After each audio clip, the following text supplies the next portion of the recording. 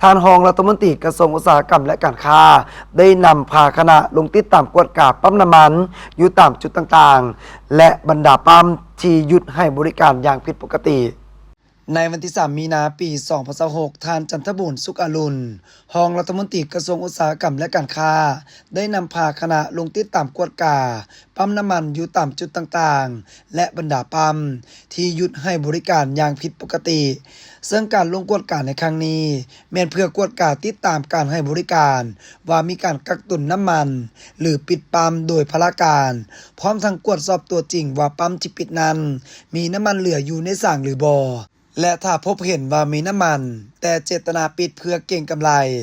ต้องสั่งให้เปิดบริการทันทีในกรณีหากผู้ประกอบการละเมิดและบ่ปฏิบัติตามระเบียบการทางเจ้าหน้าที่การค้าจะได้ดำเนินการเฮ็ดบทบันทึกและพิจารณาถอนใบอนุญาตดำเนินธุรกิจโดยบ่มีข้อยกเว้นทั้งนี้ก็เพื่อรับประกันให้น้ำมันมีคุณภาพได้ผ่านตรวจสอบและมาตรฐานวัดแทกไปพร้อมๆกันเพื่อให้มั่นใจว่าประชาชนได้สวมใส่น้ำมันที่มีคุณภาพและเต็มฤทธิ์การลงเคลื่อนไหวติดตามกฎการในครั้งนี้แม้หน้าที่ของพวกเขาที่จะรับประกันในการคุ้มครองการนำเข้า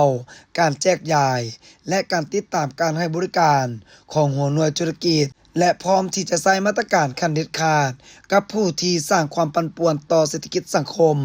ในสภาพปัจจุบันนี้